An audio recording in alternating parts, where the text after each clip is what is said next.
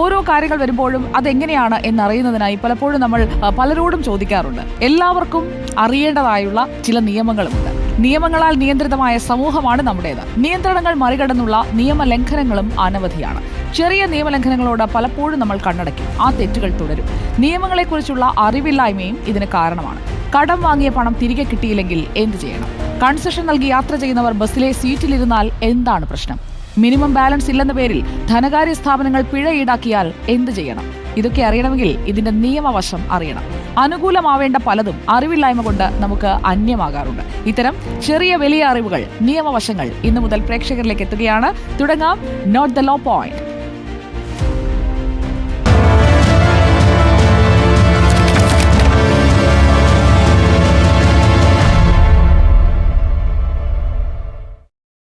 വാടക വീടൊഴിഞ്ഞിട്ടും ഡെപ്പോസിറ്റ് തുക തിരിച്ചു കിട്ടാത്തവരുണ്ടോ?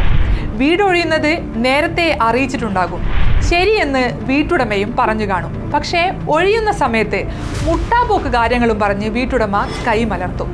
ഡെപ്പോസിറ്റ് തുക തിരിച്ചു തരില്ല. ഇങ്ങനെയുള്ള സാഹചര്യങ്ങളിൽ എന്തു ചെയ്യും? വഴിയുണ്ട്. Note the point.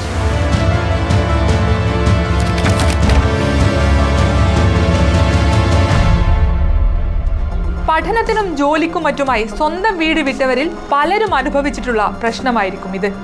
വാടക വീടൊഴിഞ്ഞ് മാസങ്ങൾ കഴിഞ്ഞാലും ഡെപ്പോസിറ്റ് തുക തിരിച്ചു തരില്ല. മുൻകൂർ നൽകിയ പണം വീടൊഴിഞ്ഞു പോകുമ്പോൾ തിരിച്ചു തരാൻ ഉടമ ബാധ്യസ്ഥനാണ്. വാടക കുടിശ്ശിക വരുത്തിയാലോ വീടിന് കേടുപാട് വരുത്തിയാലോ ആ തുക ഉടമയ്ക്ക് എടുക്കുകയും ചെയ്യാം. കുടിശ്ശിക ഇല്ലെങ്കിൽ, വീടിന് ദോഷമൊന്നും വരുത്തിയില്ലെങ്കിൽ ഡെപ്പോസിറ്റ് നിർബന്ധമായും തിരിച്ചു തന്നിരിക്കണം. ആദ്യം നമുക്ക് ഉടമയെ കണ്ട് കാര്യങ്ങൾ സംസാരിക്കാം.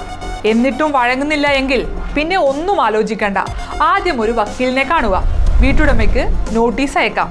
നിശ്ചിത സമയത്തിനുള്ളിൽ പണം തിരികെ നൽകണമെന്നും ഇല്ലെങ്കിൽ നിയമ നടപടി നേരിടാൻ തയ്യാറാകണമെന്നും നോട്ടീസിൽ പറയാം.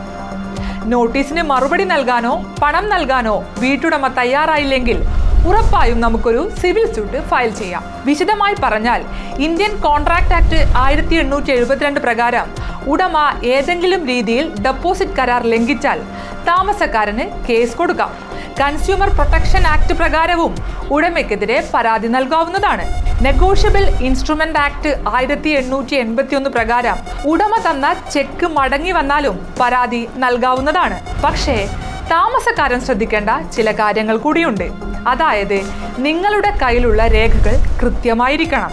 വാടക കരാർ, മുൻകൂർ പണം നൽകിയതിന്റെ തെളിവ്, പണം തിരികെ ലഭിക്കുന്നതുമായി ബന്ധപ്പെട്ടുള്ള കരാർ, താമസം തുടങ്ങുമ്പോഴും അവസാനിക്കുമ്പോഴുമുള്ള വീടിന്റെ ചിത്രങ്ങൾ എന്നിവയെല്ലാം കോടതിയിൽ ഹാജരാക്കണം. രേഖകളെല്ലാം കൃത്യമായും കോടതിയിൽ ഹാജരാക്കിയാൽ നിങ്ങൾക്ക് നീതിയും ഉറപ്പാണ്.